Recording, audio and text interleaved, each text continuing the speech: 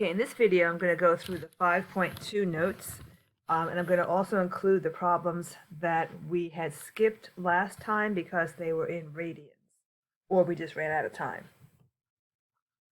Okay, right angle trig is all from geometry, and the key thing is here, you have to have a right triangle in order to use Sohcatoa.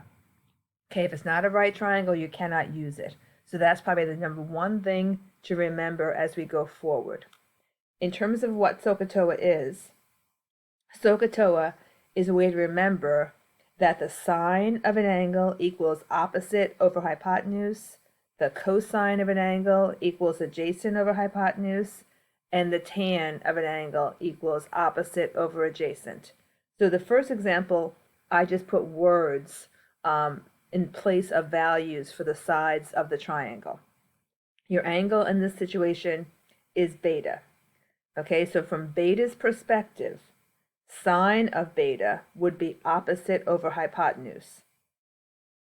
Then I always tend to do my pairs. So cosecant goes along with sine. Okay, so C and S always go together. So sine and cosecant. And what cosecant is really 1 over sine is how you want to think about it. But in reality, when you do the reciprocal, you are just turning the numerator into the denominator and the denominator into the numerator. So therefore, in this example, instead of saying that cosecant is 1 over sine, I'm going to say that cosecant equals the hypotenuse over the opposite. Cosine is adjacent over hypotenuse. Secant is its partner, so it's hypotenuse over adjacent, but this is also 1 over cosine. Okay, opposite over adjacent is our tan of B. So you always have to have the trig word and the angle. Okay, that's another mistake I see get made regularly. So trig word and the angle. Cotan is going to be the reciprocal. So cotan of B is therefore adjacent over hypotenuse, and cotan is 1 over tan B. Okay, the 1 over factors come in handy when you're dealing with your calculator, because in order to get cosecant, I'm going to do 1 over sine. In order to get cosine, I'm going to do in order to get secant, I'm going to do 1 over cosine, and in order to get cotan, I'm going to do 1 over tan. Okay, so, and I've said this here, and now don't forget, you need to be the master of your calculator. That means you have to know what mode you're in. So the mode button is going to let you go from degrees to radians. If you're working in degrees, you have to have degrees highlighted in your mode. If you're working in radians, you have to have radians highlighted. The mode button will also let you control your decimal points. So if I say I want something to a certain number of decimal points, you go into mode and you set it accordingly. Okay, so now we're going to do the 6 trig functions using actual numbers. So I would reduce these numbers at the end of the problem, but for right now, I just want to show you the relationships, so I'm not reducing them. So alpha, from alpha's perspective, the sine of alpha is 20 over 25. The secant, therefore, is going to be 1 over that, or, more simply, 25 over 20. Cosine of alpha is going to be adjacent over hypotenuse, that's why it's 15 over 25. The secant is going to be the flip, or the reciprocal, of cosine, so it's 25 over 15. The tan is going to be 20 over 15, so tan of alpha, 20 over 15, opposite over adjacent, and the cotan of alpha is 15 over 20. Okay, what else do I want to say about this? Well, let's go through an example of reducing these fractions. So I know that 5 can go into both 20 and 25, so the best form of this is going to be 4/5. Okay, so that was 4/5. So let me write the 5. Oops. Okay, and therefore that's 5/4. Okay, this would be 3/5. Therefore that's 5/3. Tan would be 5 goes into this. This would be 4/3, and therefore this is 3/4. Okay, so hold on. Did I do that correctly? I believe I did. Okay, so that's all good. All right, if you want to put those in decimals, we could, but for right now, this satisfies our problem. So, just a word about solving problems. Sometimes they don't give you all of the sides. They give you 2 out of the 3. Don't forget you can use c squared equals a squared plus b squared to solve for missing sides. Okay, so you always have this as an option to find a missing side. That's Pythagorean Theorem. Okay, so let's go on. So we talked about more things here. So these are naming conventions that you definitely want to know. So uppercase letters are always going to be the triangle vertices, and that's how you're going to name your angles. Okay? If they don't give you like a little Greek letter inside. Then lowercase represents the sides, and side little a is opposite angle big A. So definitely be sure that you are aware of that. Okay, so this is triangle ABC. Triangle ABC is set up like this. So I drew it. The requirement is that angle C has to be 90, so that's why I put C in the corner. Little a is 5. So if I made this big A, then little a is here, and that's how I got the 5. Okay, little b is 8. So little b is across from big B, and here's my 8. Okay, that made me to find certain things. So what I did first was I just used Pythagorean Theorem, and I found that little side c equals radical 89. Once I did that, I'm ready to get my 6 trig functions. So they want 6 from each angle. So sine of A is going to be opposite, which is 5, over hypotenuse, which is radical 89. Now, you can't have a radical in the denominator, so you're going to have to rationalize it. But before you rationalize it, what I would do is finish all of these. So this is sine of A. That is going to go with cosecant of A. So do that pairing right away. Once the pairing is complete, then you can rationalize it. So the way you rationalize it is shown here. You take the denominator that was a problem, and you put it over itself, because you can do that since this is just a fancy 1, right? You can always multiply by 1. That's the identity of multiplication. So multiplying straight across, when you take radical 89 times radical 89, you are left with 89. And then your radical is now in the numerator as 5 radical 89. Okay, do the same thing with cosine. So I'm going to come into cosine. Here's cosine A. From cosine A's perspective, the adjacent is 8, and the hypotenuse is radical 89. So do this pairing first. Okay, so the reciprocal of cosine is secant, so I paired those up. Then once I do that, then I can go ahead and rationalize. And the last one's going to be tan. And from tan A's perspective, from A's perspective, tan is opposite over adjacent, 5 over 8, and do cotan. Okay, so it's the same situation for the angle B.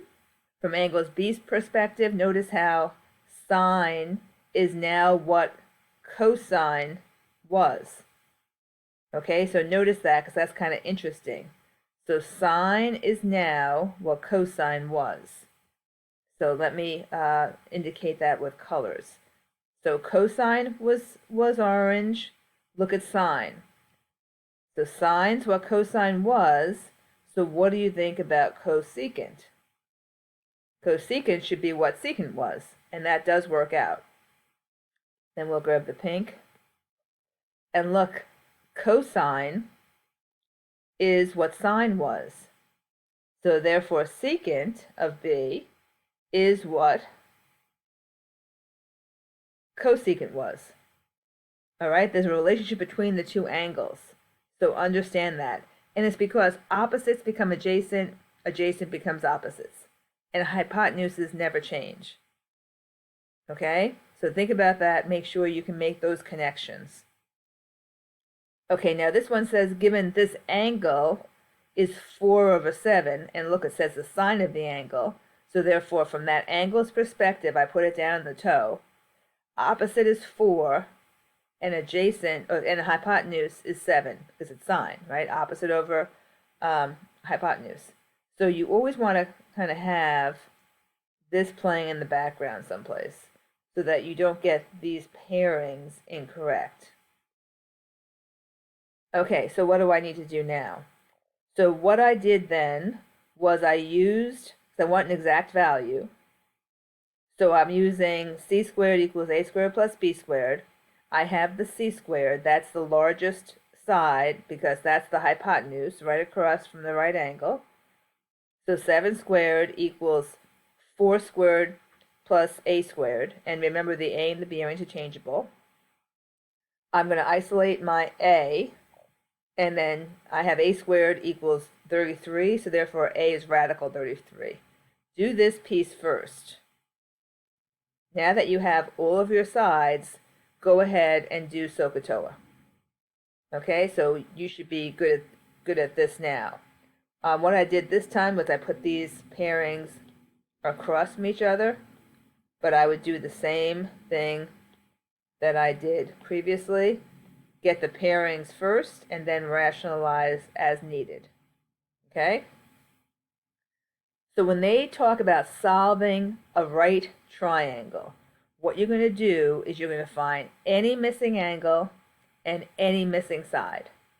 You have to completely solve the inside and the outside. So this is a DEF triangle.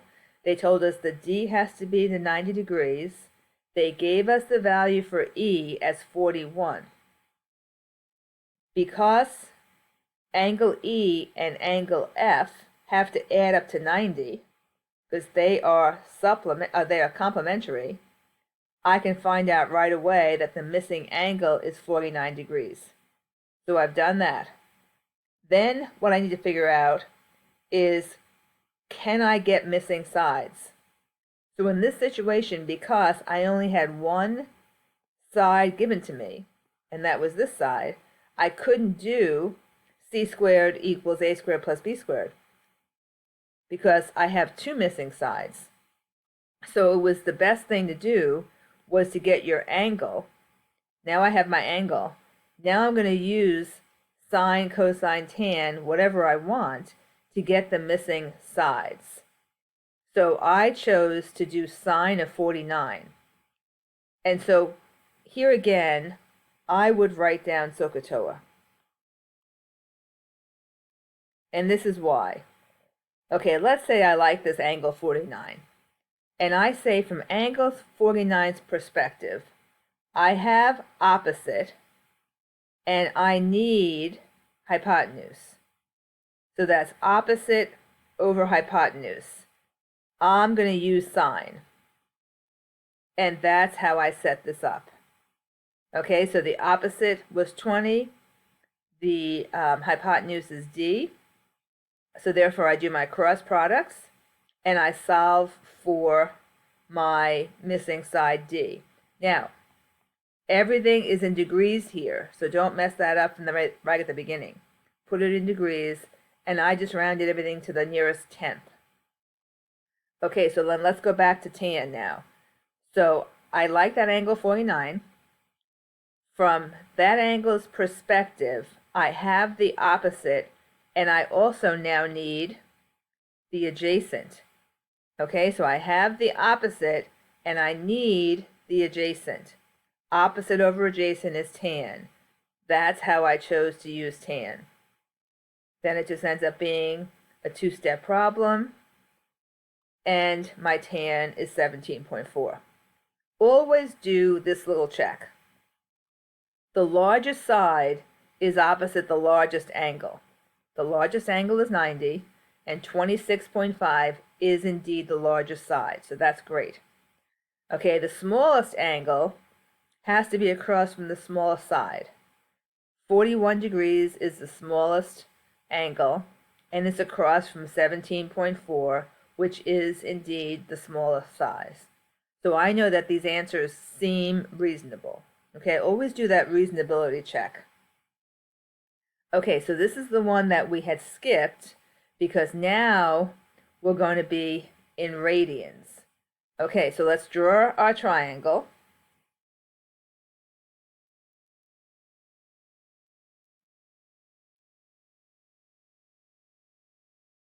Here's our right angle, and they say angle C is pi over 2. Okay, so that is my right angle, that is C. Then angle A, and I think I'll make angle A up here. Angle A is 8 pi over 45. Okay, so this is 8 pi over 45. And little side A is 24. So I am missing little side B, and I'm missing little side C, and I'm missing angle B. So I'm going to solve for angle B first. So what I know is that angle B is going to equal 90 degrees, not the 90 in the corner, but the fact that the A and B equals 90 lets me say 90 degrees, minus 8 pi over 45. Okay, so we have a problem. I can't subtract those two fractions until I have the same denominator. So I'm going to make the denominator 90. I'm going to multiply the 8 pi over 45 by 2 over 2, which is just 1. I'm going to multiply the pi over 2 by 45 over 45, which is also just 1. So I'm going to get 45 pi over 90 minus 16 pi over 90. Okay, so how am I going to do that math? Well, I'm going to just say 45 minus 16, and that's going to give me 29. The pi comes along over 90. Okay, so now I'm going to write in that angle in a different color. So this angle that I just found is 29 pi over 90. Okay, so we need to find some missing pieces here. So let's see. Maybe what I'll do is I'll use sine of angle A. Sine of angle A, and angle A is 8 pi over 45. That's going to equal opposite, oops, sorry. Change this to blue. Okay, it's going to equal opposite over hypotenuse. So this is 24 over C. Okay, so do your cross products. So C times the sine of 8 pi over 45 equals 24. So therefore 24 divided by the sine, well here, let me not, yeah, I'm going to do like that. Sine of 8 pi over 45. Okay, let me just move this so that things are lining up correctly. That's what side C is going to be. So get your calculator. We're going to put that in our calculator. Okay, so I have my calculator. So the first thing I'm going to do is adjust my mode. So I put my mode into radians. And I think I'm going to just make my decimal, I'm just going to make it 1 decimal point. So those are 2 changes I did in my mode. Say second quick, get out of there. Then I'm going to say 24 divided by sine. Once I hit the word sine, I have a paren come up. In that paren, I'm going to write 8 pi divided by 45. Close your paren at the end of it. And I am getting 45.3 for C. So my C is 45.3. So I'm going to write that up here. This is 45.3. Okay, we still have one more missing side. So maybe what I'll do is I think I'm going to use tan. So I'll change to green, and I'm going to say the tan of angle A, which is 8 pi over 45, equals opposite, which is 24, over adjacent, which is missing. Okay, do your cross products, and B times tan 8 pi over 45 equals 24, and therefore B is going to be 24 divided by the tan of 8 pi over 45. So again, I'm grabbing my calculator, and my mode is still good. It's in radians, divided by this one I'm using tan. And you can hopefully you see that the sine, cosine, and tan keys are 2 rows above your number pad. Okay, and this is 8 pi. Remember, pi is always above the upper hashtag or upper caret type thing. 8 pi over divided by 45, close parens, and I'm getting 38.4. So my B is 38.4. This is 8.4, and I have solved for my entire triangle. Okay, so we've finished the problem we had skipped. So that was in radians. Same procedure as in number 3, but I went all through the radians. Okay, so let's keep going. Okay, so I talked pretty extensively about angle of depression and angle of elevation.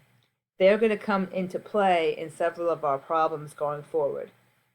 Okay, 5 we had done. So there's your 5. Draw the picture. Okay, you've got to draw pictures for these. I always write Sohcatoa.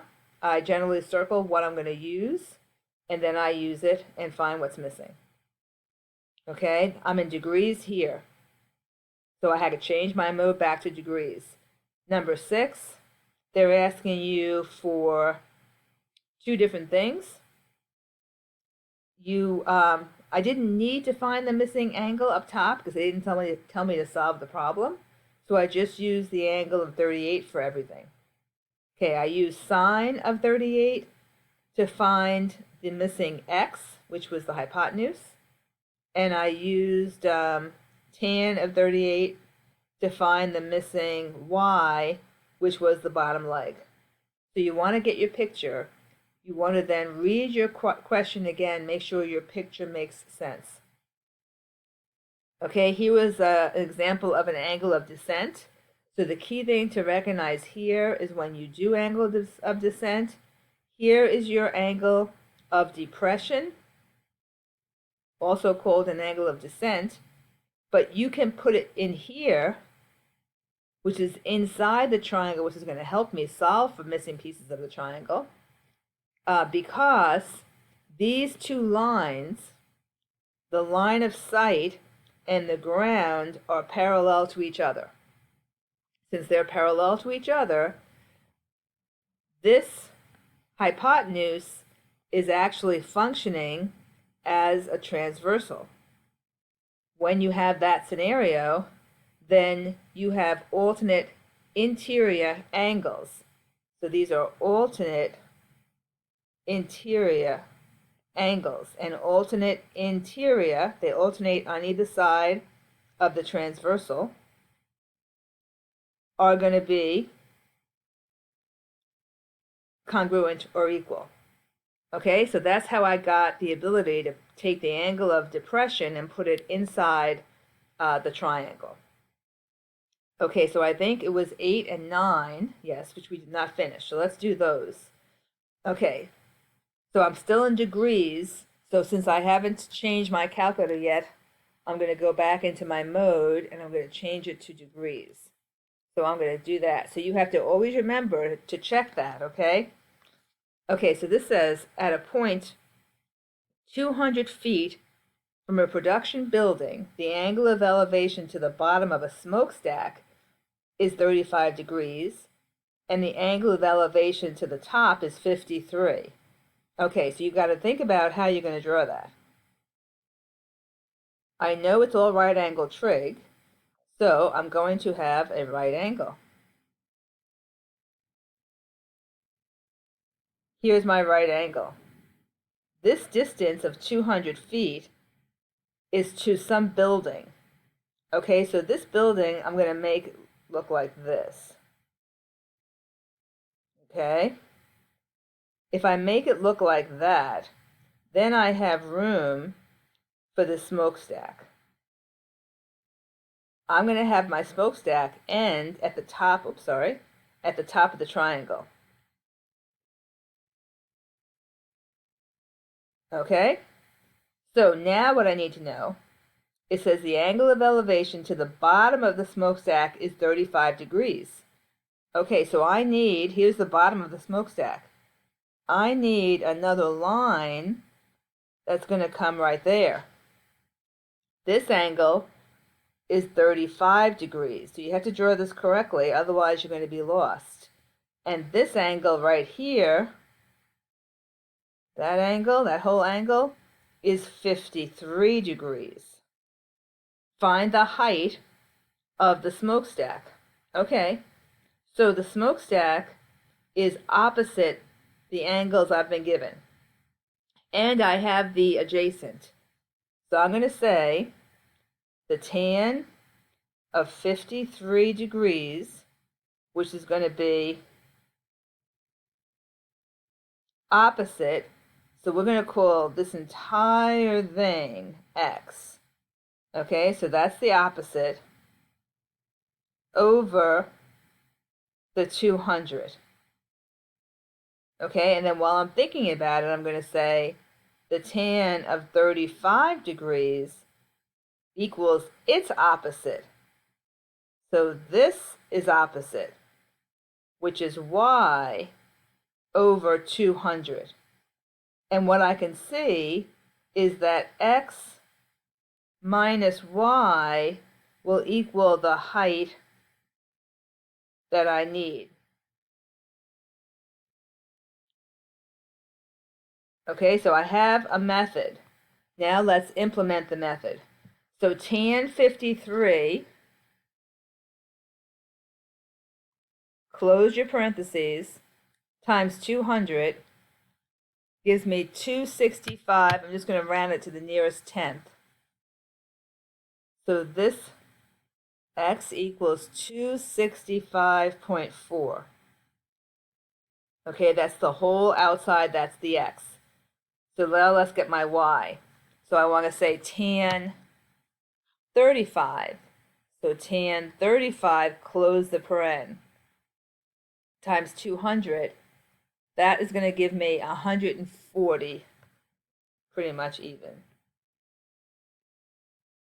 Okay, so that difference, 265.4 minus 140, gives me a smokestack that is 125.4, and now these are all feet. So I can put my units in because I'm done with the problem. Okay? So that's a very good problem. Make sure you think this through and notice how my drawing matches what I needed to have in order to get the smokestack. Think about my right angle, how I picked the height of the building and then allowed for the smokestack to be up to the top of my triangle that I initially drew. Okay, so then that brings us to number 9. So 9 is another very interesting problem type. So you have a skyscraper and a high-rise apartment building, and they're separated by 900 feet. So the key thing is here, draw it so that your skyscraper is taller. So here's my skyscraper, okay, and here's my high-rise. We'll put it here, and I know that they are 900 feet separated. Okay, so 900 feet apart. So this is my skyscraper. So let's make this, let me just put the word. Okay, so this is my skyscraper.